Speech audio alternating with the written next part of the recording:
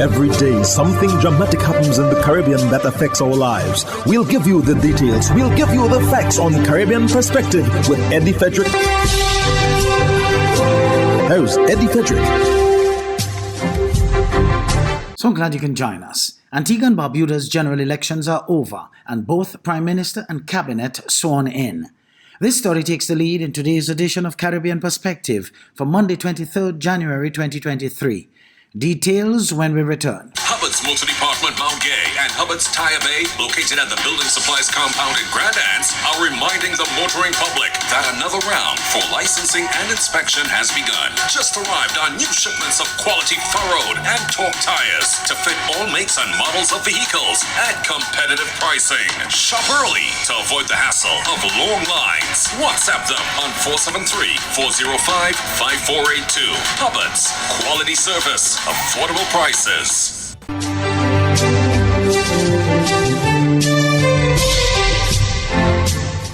Welcome back. The Antigua and Barbuda Prime Minister and Attorney General sworn in for their third term as part of the government going forward. Jamie J. Roger and Cherilyn Beezer of ABS News report. Prime Minister Gatson Brown will lead an 8-member cabinet during his third consecutive term as head of government. The remaining 6 members received their instruments of appointment on the lawns of Government House Friday morning. Samarin Joseph takes the oaths of office, allegiance, and secrecy for his expanded portfolio as Minister for Health, Wellness, Social Transformation, and the Environment. E.P. Chet Green is now Minister for Foreign Affairs, Agriculture, Trade, and Barbuda Affairs. Meanwhile, Henry Charles Fernandez accepts his appointment as Minister for Tourism, Civil Aviation, Transportation, and Investment. And Melford Nicholas is Minister for Information Communication Technologies, Public Utilities, and Energy. Maria Brown also takes the oaths as Minister for Housing, Works, Land, and Urban Renewal. And Darrell Matthew has been named Minister for Education, Creative Industries, and Sport. Prime Minister Gatson Brown, who was sworn in Thursday, has again assumed the portfolios of finance, corporate governance, and public-private partnerships. Attorney General Frederick Benjamin, who had also been sworn in Thursday morning, is the Minister for Legal Affairs, Public Safety, Immigration, and Labor. Jamie J. Rocher, ABS News. Hours after the last votes were counted and the seat counts confirmed, the new administration to administer the country's affairs for the next 5 years started to take shape. I, Gaston Brown, do swear that I will honor, uphold, and preserve the Constitution of Antigua and Barbuda, the law, that I will conscientiously, impartially, and to the best of my ability discharge my duties as Prime Minister and do right to all manner of people without fear or favor, affection, or ill will. So help me God. Stedroy Benjamin also took the oath of office as Attorney General.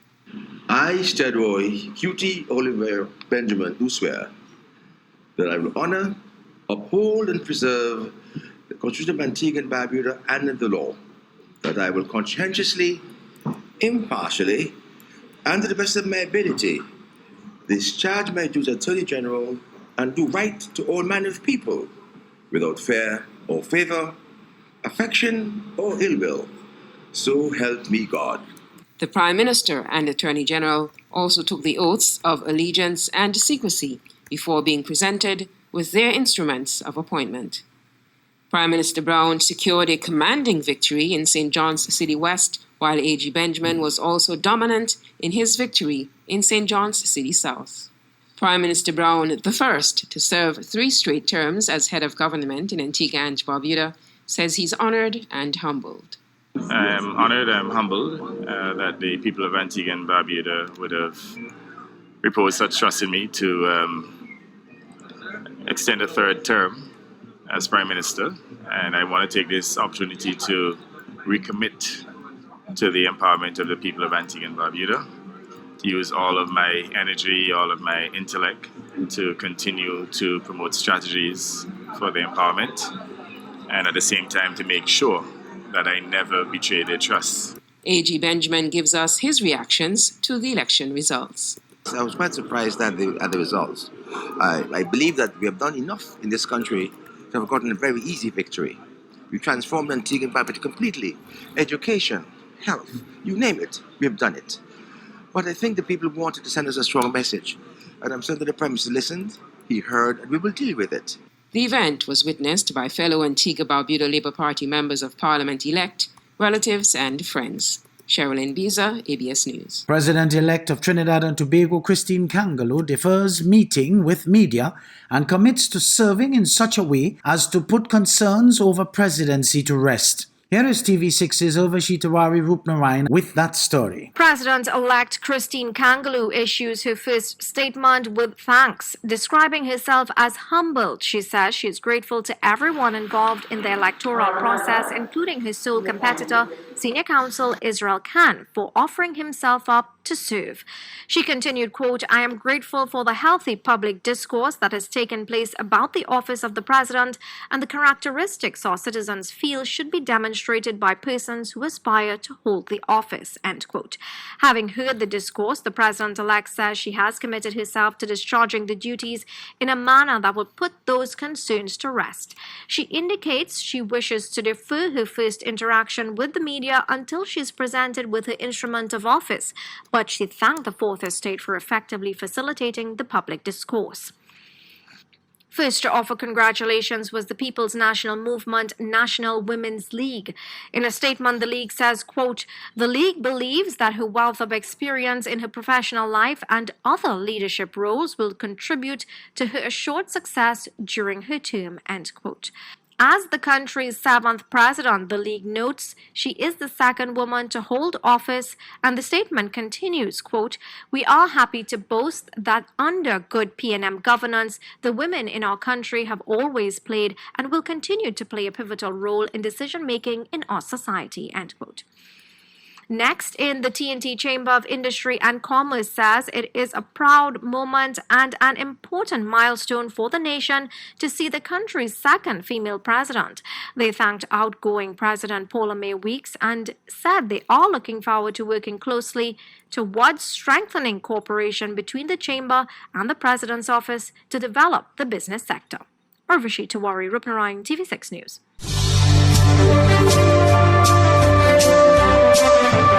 You're listening to Caribbean Perspective with Eddie Frederick.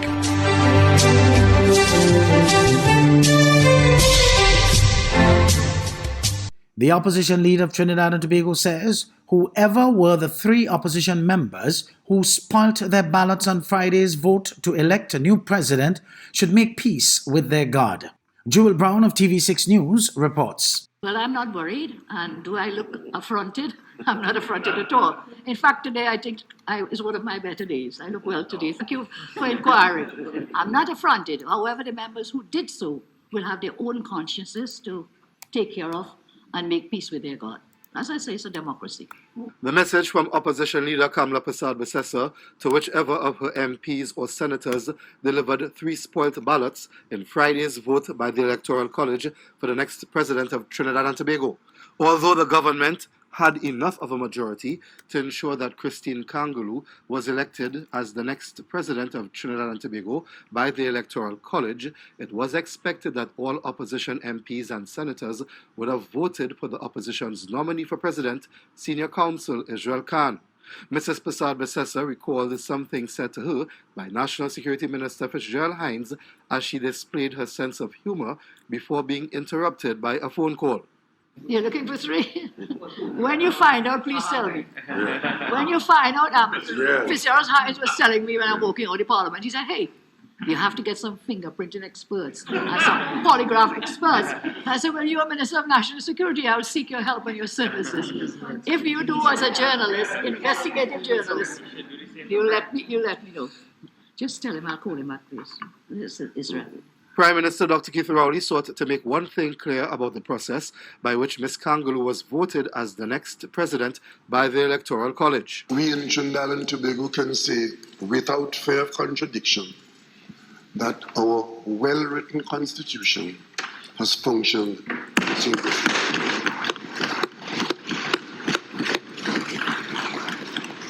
Madam Speaker, we were called to duty under the provisions of the relevant sections of our Constitution to elect a head of state. And today we did so smoothly, dutifully, and I bless you. The Prime Minister then had a message for the entire population. Let us go forward thinking positively. Whatever religion, race, color, creed, class, or geographical location, accept what has been bequeathed to us, the provisions and protections of our Constitution, going outward and upward with boundless faith in our destiny. The opposition leader maintained the opposition's concerns about the next president from a political standpoint. There is no need, nor is there any cause, nor is there any formula to challenge the votes. They were well done, they were scrutinized. There's nothing to do with those votes. That's it. Done deal. However, as we say, it will be in the performance of the functions in that office that we will be paying careful attention to, the functioning in that regard. Jules Brown, TV6 News. In the meantime, the top cop of Trinidad and Tobago, MacDonald Jacob, throws in the towel amid rumors of imminent legal action. Here is TV6's Urvashi Tawari Rupnarayan with that story. After 43 years of service, including one at the helm of the Trinidad and Tobago Police Service, MacDonald Jacob is no longer part of the TTPS. That means he can no longer occupy the position of acting top cop. His one-year extension as a member of the TTPS ended in January this year and has not been extended by Cabinet. Jacob's qualifications include a Bachelor of Laws from the University of London and a Master of Philosophy in Criminology and Criminal Justice from the University of the West Indies. In December, amid rumors he was sent on leave on December 8th, he proceeded on 35 days vacation, saying it was an opportune time to do so. Acting DCP Earl Christopher was made acting police commissioner in his absence. Jacob received an acting 3-year DCP position, but as his retirement age from the TTPS came soon after, it required an annual extension. It is being circulated the former acting top cop is considering legal action and has retained a prominent attorney to act on his behalf. When contacted, Jacob confirmed to TV6 he's no longer with the service. He issued a letter to heads and commanding officers expressing pleasure to have served alongside them for the past 42 years. He says, quote, "Notwithstanding the many challenges, my experience has been quite pleasurable. As I take my exit from the TTPS, I am of the firm view the TTPS consists of many officers with the necessary skills, talent, knowledge, and expertise," end quote. He advised them not to commit the error of starting all over, as he says the foundation of several initiatives already in place. Jacob implored officers to continue even more aggressively to support the administration, now led by Acting Commissioner of Police, Earl Christopher. Urvashi Tawari Rupnarayan, TV6 News. Head of Jamaica's Financial Services Commission, the FSC Executive Director Everton McFarlane resigns. Andrea Chisholm of TVJ News shares more in this story. This was Everton McFarlane at a press conference on Wednesday, where he tried to convince the public that as regulator, the FSC was monitoring SSL. But since then, the FSC has been facing a fresh set of backlash. Some argue that oversight of SSL was lacking and that contributed to the multi-million-dollar fraud scheme now rocking the financial institution. On Wednesday, another stunning development from the finance minister. Today I've accepted the resignation of the executive director of the Financial Services Commission, effective the 31st of January. He will proceed on leave tomorrow. Everton McFarlane was no stranger to the public service. This was him and former Finance Minister Dr. Peter Phillips at a signing ceremony. And he also served with former Finance Minister Audley Shaw as he was once Financial Secretary at the Ministry of Finance. He left that job to take up the post of Executive Director at the FSC in August 2017. This was his second stint at the FSC, as he previously served as Director of Policy and Research as well as Senior Director Securities. He has over 2 decades of experience working on economic, tax, and regulatory policy initiatives. Mr. McFarlane aside, the country still wants to know what happened with SSL and when victims will get back their money which was stolen. The FSC will have a new leader. We will have a secondment from the Bank of Jamaica in the form of Mr. Caron Burrell, who is the Chief Prudential Officer of the Bank of Jamaica, in charge of the prudential supervision of all deposit-taking institutions, who will be seconded to the FSC until further notice. I'll have more to say, and I'll provide a policy address on this matter on Monday. Andrea Chisholm, TVJ News. Hubbards is once again innovating the way you shop with its new online store, providing 24-hour shopping convenience. You can shop now for appliances, hardware, houseware, building material, and more. Free delivery island-wide. Start shopping now at hubbardshardware.gd. Safe, convenient, reliable.